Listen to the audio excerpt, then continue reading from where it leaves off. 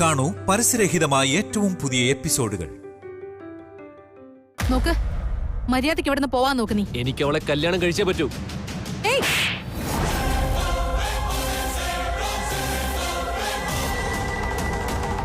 നിന്നോട് പോകാനല്ലേ ഞാൻ പറഞ്ഞത്?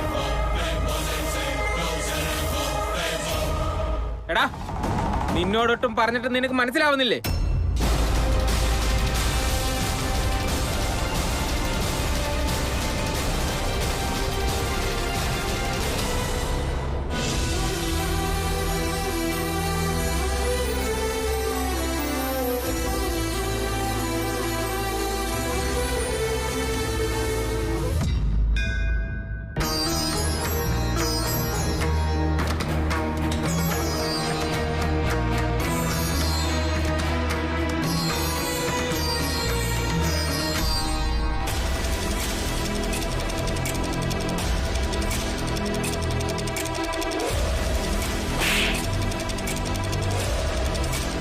നാഗലോകത്തിലെ ഈ മഹാബലവാന്റെ മേൽ ഭൂമിയിൽ പുഴുവിന് തുല്യമായിട്ടുള്ളവൻ കൈവച്ചെന്ന് പറഞ്ഞാൽ നാഗങ്ങളെ സ്പർശിച്ച ഒരാളും ബാക്കിയുണ്ടാവില്ല. അപ്പൊ പിന്നെ ഇവളെ വെറുതെ വിടാൻ പറ്റുമോ?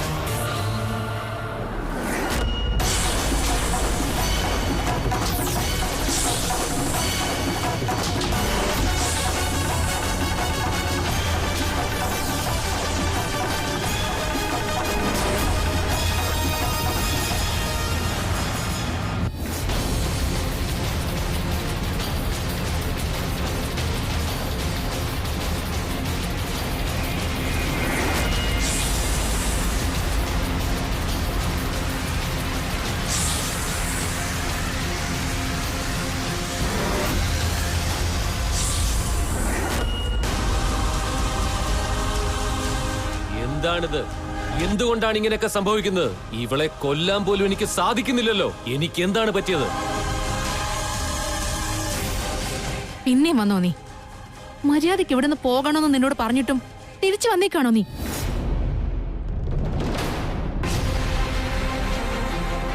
നോക്ക്, ഞാനിപ്പോ ഒരു വ്രതത്തിലാ ഉള്ളത്. അതുകൊണ്ടാ ഞാൻ വെറുതെ ഇരിക്കുന്നേ. ഇവിടുന്ന് പോവാൻ നോക്ക് നീ. അവളെ ഞാൻ കല്യാണം കഴിക്കാതെ ഞാൻ എങ്ങോട്ട് പോവില്ല. എന്തിനാ അവളുടെ പുറകെ നടന്നിങ്ങനെ ശല്യം ചെയ്യുന്നേ? എനിക്ക് അവളെ കല്യാണം കഴിച്ചേ പറ്റൂ, അത് തന്നെ. കല്യാണം കഴിക്കണമെന്ന് ഇങ്ങനെ വാശി പിടിക്കുന്നു എന്നല്ലാതെ അതിനെന്താ കാരണമെന്ന് നീ എന്താ പറയാത്തെ?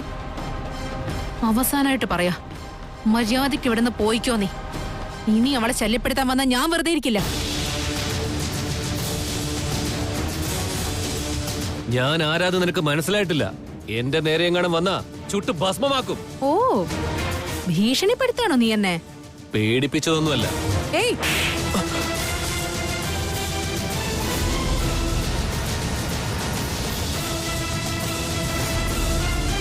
ഇനി അവളുടെ പുറകെ എങ്ങാൻ നീ നടക്കുന്ന കണ്ട പോയിക്കോ, ഇവിടുന്ന് പോവാൻ.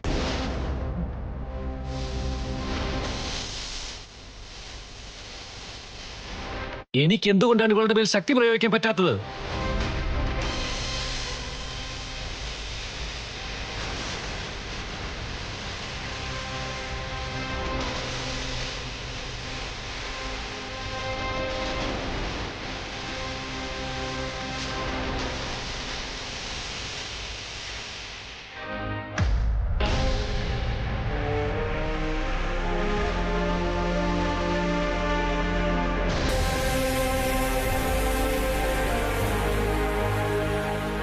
നോക്കുമോളെ, നീ ഇപ്പോ വലിയൊരു വ്രതം എടുത്തോണ്ടിരിക്കുകയാണ്. ഇതൊക്കെ ചെയ്യുമ്പോ ഒരുപാട് തടസ്സങ്ങൾ സഹജമാണ്. ഇപ്പൊ ഉണ്ടായത് അതുപോലൊരു തടസ്സമാണെന്നാണ് എനിക്ക് തോന്നുന്നത്. ഈ പെൺകുട്ടിക്കാണ് ഇപ്പൊ ശല്യം ഉണ്ടായതെങ്കിലും അതിനെ സൂക്ഷ്മമായി പരിശോധിച്ചു കഴിഞ്ഞാൽ ഇത് വ്രതത്തിനുണ്ടാകുന്ന തടസ്സമാണെന്ന് എനിക്ക് ഉറപ്പാണ്. എന്നാൽ വ്രതം പകുതിയിൽ വെച്ച് നിർത്തുന്നത് ഒരിക്കലും ശരിയാവില്ല. തുടരണം. ആയിക്കോട്ടെ തിരുമേനി.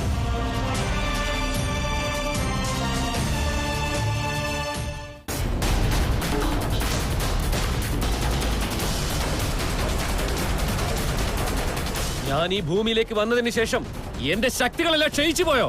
നാഗലോകത്തിൽ നിന്നും പുറത്തു പോയപ്പോഴേക്കും എന്റെ ശക്തി കുറഞ്ഞു പോയോ? ഞാൻ ദേഷ്യത്തോടെ എന്റെ ദൃഷ്ടി തുറന്നാൽ എതിരെ നിൽക്കുന്നവൻ അഗ്നിയിൽ വെന്തു വെണ്ണീറായനെ. ഞാൻ സർപ്പമായി പത്തി വിടർത്തിയാൽ എതിരെയുള്ളവൻ എന്റെ ഭ്രംശനമേറ്റ് തൽക്ഷണം മരണമടഞ്ഞേനെ. എന്നാൽ ഇവിടെ ഇച്ഛാധാരിയായിരുന്ന ഞാൻ എന്തുകൊണ്ട് എനിക്ക് എന്റെ രൂപം മാറാൻ സാധിക്കുന്നില്ല?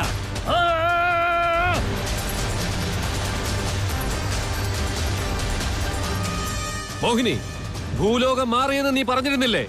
എന്നാൽ ഭൂമിയിലുള്ള മനുഷ്യരുടെ ശക്തി നാഗങ്ങളെക്കാൾ വലുതാണെന്ന് നീ എന്തുകൊണ്ട് പറഞ്ഞില്ല? മനുഷ്യരുടെ ശക്തി നാഗങ്ങൾക്കുള്ളതിനേക്കാൾ കൂടുതലെന്നോ? ഇല്ല, ഒരു സാധ്യതയുമില്ല. ഈ സൃഷ്ടി ഉള്ളിടത്തോളം കാലം അത് അസാധ്യമായ കാര്യമാണ്. അങ്ങനെയാണെങ്കിൽ ആ നിസ്സാരയായ മനുഷ്യ കന്യകയ്ക്ക് എന്നെ അടിക്കാൻ എങ്ങനെയാണ് സാധിക്കുക? ഞാൻ എങ്ങനെ അവളുടെ മുമ്പിൽ തോറ്റുപോയി? എങ്കിൽ അവളുടെ ശക്തി മനുഷ്യശക്തി അല്ല, നാഗശക്തിയാണ്.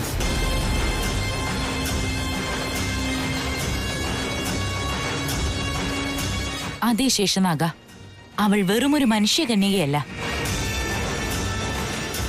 നാഗറാണി. നിന്റെ ജ്യേഷ്ഠൻ ആദിശേഷന്റെ പത്നി നാഗറാണി. എന്റെ ജ്യേഷ്ഠത്തി? അതെ, എന്റെ ജ്യേഷ്ഠന്റെയോ? ആ കാരണം കൊണ്ടാണ് നിന്റെ ശക്തി അവളുടെ മേൽ പ്രയോഗിക്കാൻ കഴിയാഞ്ഞത്.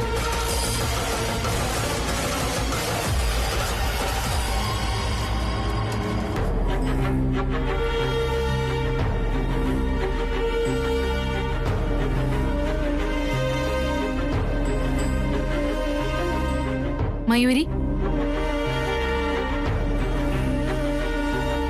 എന്തിങ്ങനെ വിഷമിച്ചിരിക്കുന്ന നീ? വിഷമം വന്നത് എനിക്കൊരു പുതിയ കാര്യമല്ല ചേച്ചി. എന്നാലും ഒന്ന് ഇങ്ങനെയൊക്കെ സംഭവിച്ചപ്പോ നീ അത് വിട്ടേക്ക്. അവനെന്തോ തലയ്ക്ക് കുഴപ്പമുണ്ടെന്നാ തോന്നേ, അതുകൊണ്ട് ഇങ്ങനെയൊക്കെ പെരുമാറുന്നേ. പക്ഷെ അവന് കിട്ടേണ്ടതുപോലെ കിട്ടിയപ്പോഴേക്കും അവൻ പോയല്ലോ. പിന്നെ എന്താ നീ ഇങ്ങനെ ആലോചിക്കുന്നേ? ഇനി ഒരിക്കലും അവൻ ഇങ്ങോട്ട് വരില്ല, നിന്നെ ശല്യപ്പെടുത്തുകയും ചെയ്യില്ല. ഞാൻ നിന്റെ കൂടെ തന്നെയില്ലേ? ഇനി നിന്നെ ആരും തന്നെ ഒരു തരത്തിലും ശല്യപ്പെടുത്തില്ല. നിന്റെ അവസ്ഥ എനിക്ക് നന്നായിട്ട് മനസ്സിലാവുന്നുണ്ട്. കല്യാണം എന്ന് പറയുന്നത് രണ്ട് മനസ്സുകൾ കൂടിയുള്ള മഹാസംഗമം കൂടിയാണ്. സ്നേഹം നമുക്ക് നിർബന്ധിച്ച് നേടിയെടുക്കാൻ പറ്റില്ല. കല്യാണത്തിന്റെ കാര്യത്തിലും അതുപോലെ തന്നെയാണ്. ആ ദുഷ്ടം കാരണം ഇന്ന് നിന്റെ മനസ്സിനുള്ളില് വല്ലാത്ത വിഷമമുണ്ടായെന്ന് എനിക്ക് മനസ്സിലായി. കല്യാണം എന്ന് പറയുമ്പോ എല്ലാ പെൺകുട്ടികൾക്കും ഓരോരോ സ്വപ്നങ്ങളുണ്ടാകും. ആ സ്വപ്നം തകർക്കാൻ വേണ്ടിയിട്ട് ഏതൊരുത്തൻ ശ്രമിച്ചു കഴിഞ്ഞാൽ ആർക്കായാലും ഇങ്ങനെ സങ്കടം തോന്നും. നീ വെറുതെ ഇങ്ങനെ സങ്കടപ്പെടല്ലേ, സമാധാനായിട്ടിരിക്കേ. എന്റെ കല്യാണം എന്ന സ്വപ്നം പോലും ആ ഭഗവാൻ തന്നെ ഇല്ലാതാക്കിയിട്ടാണ് എന്നെ ഭൂമിയിലേക്ക് പറഞ്ഞയച്ചത്. പിന്നെ എന്തിനു ആഗ്രഹിക്കണം?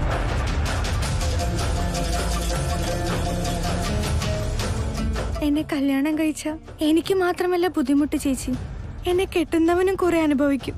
ഏയ്, എന്താ നീ ഇങ്ങനെയൊക്കെ പറയുന്നേ? അവൻ ചെയ്ത പ്രവൃത്തി കാരണം നിന്റെ മനസ്സ് വല്ലാതെ വേദനിച്ചിട്ടുണ്ട്. അതുകൊണ്ടാ നീ ഇങ്ങനെയൊക്കെ പറയുന്നത്. ചേച്ചി ഇവിടെ പൂജയ്ക്കായിട്ട് വന്നതാ. ചേച്ചി ചെയ്യുന്ന പൂജയ്ക്ക് ഞാൻ സഹായം ചെയ്താൽ അതെന്റെ മനസ്സിന് കുറച്ചെങ്കിലും ആശ്വാസം തരുന്ന കാര്യമാണ്, അല്ലാണ്ട് വേറൊന്നുമില്ല.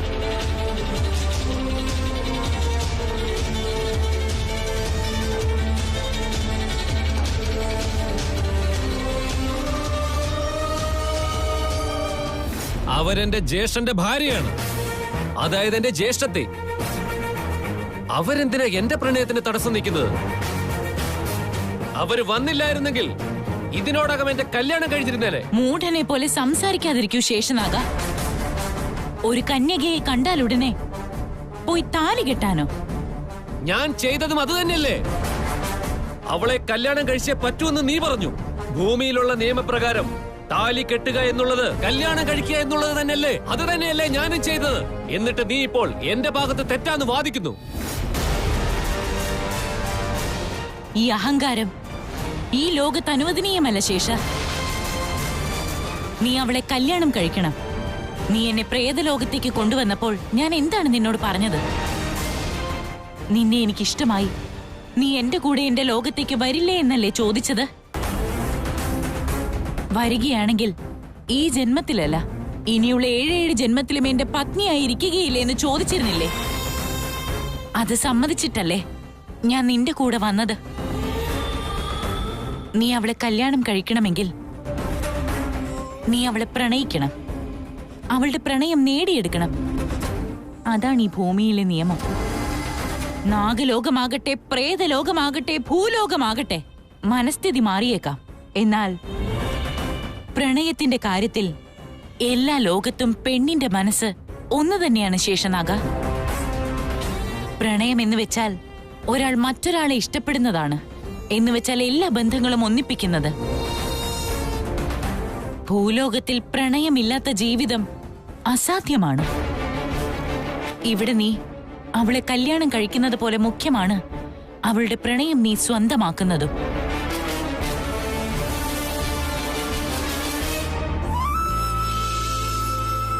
ഇത് ചേച്ചി എന്റെ വീട്. ഇനി ചേച്ചി പൊക്കോ. ഇതെന്താ മയൂരി, എന്നെ വീട്ടിലേക്ക് ക്ഷണിക്കുന്നില്ലേ നീ?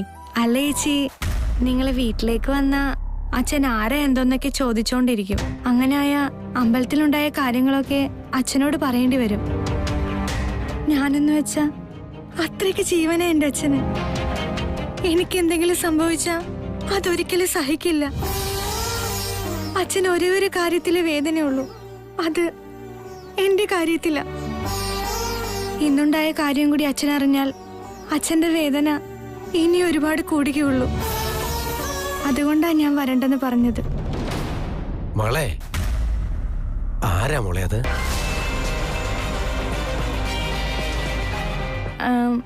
അച്ഛ, ഇത് ഞാൻ അമ്പലത്തിൽ വെച്ച് പരിചയപ്പെട്ട ചേച്ചിയാ. കുട്ടിയെ ഞാൻ എവിടെയോ കണ്ടിട്ടുള്ളത് പോലെ. ഞാൻ കനകദുർഗയിലുള്ള ദിഗ്വിജയന്റെ മരുമകളാണ്. ഓ, പുറത്തു നിന്ന് ഇങ്ങനെ സംസാരിക്കാതെ അകത്തേക്ക് വരൂ മോളെ, വരൂ.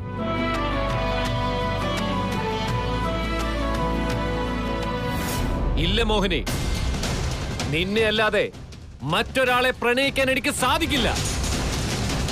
എന്റെ മനസ്സിനകത്ത് നിന്നെ അല്ലാതെ മറ്റൊരാളെ സ്ഥാപിക്കാൻ എന്നെ കൊണ്ടാവില്ല. നിന്നിൽ പതിഞ്ഞുപോയ എന്റെ ഈ 2 കണ്ണുകൾ നിനക്ക് മാത്രമുള്ളതാണ്. നിന്റെ സ്ഥാനത്ത് മറ്റൊരാളെ ഈ കണ്ണുകൊണ്ട് കാണാൻ എനിക്ക് സാധിക്കില്ല. ഈ 2 കൈകൊണ്ട് താലി കെട്ടുകയാണെങ്കിൽ നിന്നെ മാത്രമായിരിക്കും മോഹിനി. ഭൂലോകത്തേക്ക് വന്നു ചേർന്ന ഉടനെ മനുഷ്യരെ പോലെ സംസാരിക്കരുത് ശേഷനാഗ. നീ അവളെ പ്രണയിക്കണമെന്ന് ഞാൻ പറയാൻ കാരണം നമുക്കിരുവർക്കും ഒന്നാവാൻ വേണ്ടി മാത്രമാണ് ശേഷനാഗ. നമ്മുടെ ലക്ഷ്യം നിറവേറിയേ മതിയാകൂ. ഇനി അതല്ലാതെ എന്റെ പ്രണയം മാത്രം മതി എന്ന് നീ പറഞ്ഞുകൊണ്ടിരുന്നാൽ ഈ ജന്മത്തിലും അതൊരിക്കലും സാധ്യമാവുകയില്ല ശേഷനാഗ.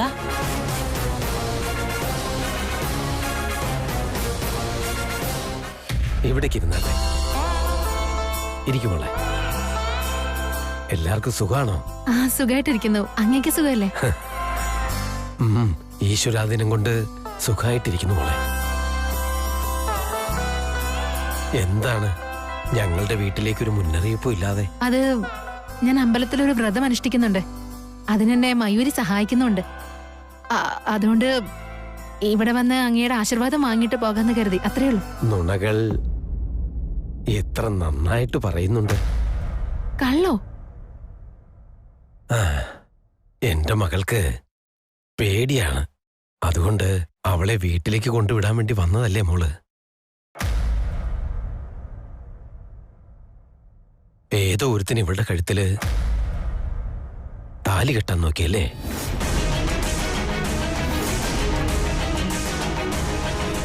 അല്ല, ഇത് അങ്ങനെ അത് ഞാനിതെല്ലാം എങ്ങനെ അറിഞ്ഞു എന്നാണോ മോള് കരുതുന്നത്?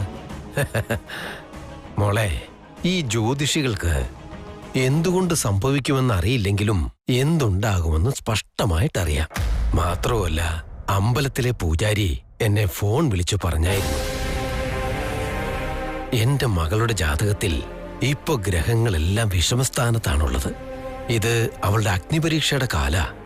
ഓരോരോ പരീക്ഷണങ്ങൾ വന്നുകൊണ്ടേയിരിക്കും. ഇന്ന് രാവിലെ അവൾ വീട്ടിൽ നിന്ന് പോയപ്പോഴേ അറിയാം ഇതുപോലുള്ള എന്തെങ്കിലുമൊക്കെ സംഭവിക്കുമെന്ന്.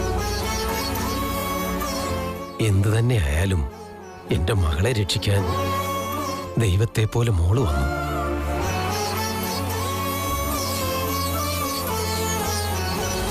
നമുക്കിരുവർക്കും ഒന്നാകണം. അതൊരിക്കലും സാധിക്കില്ല. നീ അതിനായി അവളുടെ മനസ്സിൽ കയറിയേ പറ്റൂ. നീ അവളെ എങ്ങനെയും കല്യാണം കഴിച്ചേ പറ്റൂ. അവളുടെ കണ്ണിൽ പ്രണയമുണ്ടാവണം. അവളുടെ മനസ്സിൽ നീ കയറിക്കൂടണം. എന്നാൽ ഒരിക്കലും നീ അവളെ നിന്റെ മനസ്സിലേക്ക് കയറ്റരുത് ശേഷനാഗ. നീ അവളെ പ്രണയിക്കുന്നത് പോലെ അഭിനയിക്കുകയാണ് വേണ്ടത്. ഞാൻ നാഗലോകത്തുള്ളവൻ. അഭിനയിക്കാനൊന്നും എനിക്കറിയില്ല. കള്ളപ്രണയം എനിക്ക് വശമില്ല. അങ്ങനെയുള്ളപ്പോൾ അവളെ പ്രണയിക്കണമെന്ന് പറഞ്ഞാൽ അതെങ്ങനെ സംഭവിക്കാനാണ്? അല്ലെങ്കിൽ നമ്മൾ കരുതുന്നത് പോലെയൊന്നും നടക്കില്ല ശേഷനാഗ. നിനക്കു വേണ്ടി ഞാൻ മരിക്കാനും തയ്യാറാണ് മോഹിനി. എന്നാൽ മറ്റൊരു പെണ്ണിനെ പ്രണയിക്കുക എന്നത് ഒരിക്കലും സംഭവിക്കില്ല. എങ്കിൽ പിന്നെ നമ്മൾ ഒന്നാവുന്ന കാര്യം അസാധ്യമാണ്.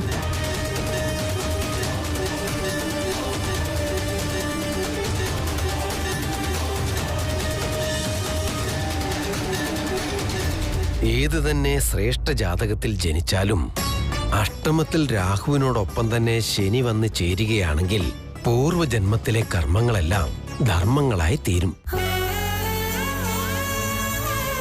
ഈ ഉപകാരം ജന്മത്ത് മറക്കാൻ കഴിയില്ല. അയ്യോ, അങ്ങിങ്ങനെ എന്നോട് നന്ദിയൊന്നും പറയേണ്ട ആവശ്യമൊന്നുമില്ല. സത്യം പറഞ്ഞ നന്ദി ഞാൻ നിങ്ങളോടല്ലേ പറയേണ്ടത്. കാരണം നിങ്ങളുടെ മകള് മയൂരി എന്നെ ഒരുപാട് സഹായിക്കുന്നുണ്ട്. ആ ദൈവം സുമംഗലി വ്രതം നിങ്ങളെ കൊണ്ട് നടത്തിക്കുന്നത് മോൾക്ക് വേണ്ടിയല്ല, ഞങ്ങൾക്ക് വേണ്ടിയാണെന്നൊരു തോന്നൽ. എന്റെ മകളുടെ രക്ഷയ്ക്കു വേണ്ടിയും കൂടി. എല്ലാം ദൈവനിയോഗങ്ങളല്ലേ? നോക്കി നിൽക്കാതെ മോൾക്ക് എന്തെങ്കിലും കുടിക്കാൻ എടുത്തു കൊടുക്ക്. ചെല്ല്.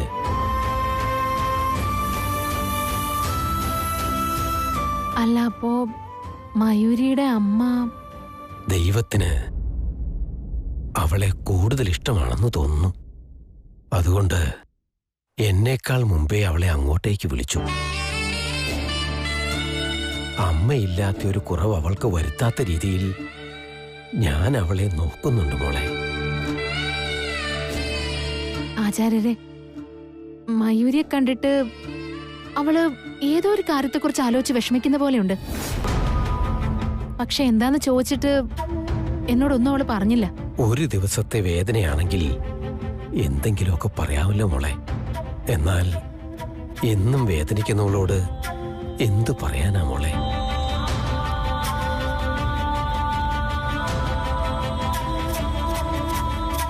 എന്റെ മകളെ ആരോ താലി കെട്ടാൻ വന്നു. താലി കെട്ടിക്കഴിഞ്ഞാൽ കല്യാണം കഴിഞ്ഞുവെന്നാണോ പറയുന്നത്? എന്നാൽ താലി കെട്ടിക്കഴിഞ്ഞാൽ മരിച്ചു പോകുമെന്നായിരുന്നു എന്റെ മകൾ ഭയക്കുന്നത്.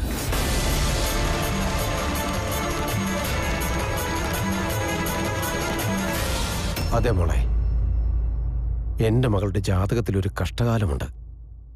അവളെ ആര് വിവാഹം കഴിച്ചാലും ആ ക്ഷണം തന്നെ അവന്റെ മരണം ഉറപ്പാണ്.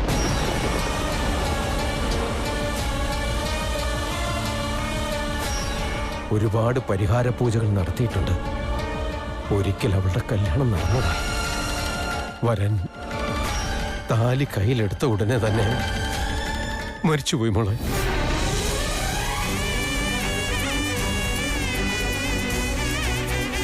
മറ്റൊരാൾ പെണ്ണ് കാണാൻ വന്ന വഴിയിൽ വെച്ച് തന്നെ മരിച്ചുപോയി. ഇത് പറഞ്ഞു നടന്ന നാട്ടിലുള്ള ഓരോരുത്തരുടെയും നാവുകൾ സന്തോഷിച്ചു മോളെ. കല്യാണം നടക്കാതെ എന്റെ മകളുടെ ജീവിതം വഴിയാധാരമായിക്കൊണ്ടിരിക്കുകയാണ് മോളെ. പൂജയും വ്രതവും അമ്പലവും ഒക്കെ ആയിട്ട് ദൈവത്തെ സേവിച്ച് ജീവിക്കുകയാണിപ്പോ. അപ്പോഴെങ്കിലും ദൈവം ഇതിനൊരു പരിഹാരം കാണുമെന്നാണ് ഞങ്ങളുടെ വിശ്വാസം. ഒരാള് എന്റെ മകളുടെ ജീവിതത്തിൽ വരും. അങ്ങനെ എന്റെ മകളുടെ ജീവിതം സന്തോഷപൂർണ്ണമാകും. കാത്തിരിക്കുകയാണ് ഞങ്ങൾ. ഇപ്പോ മോളിവിടെ വന്നു.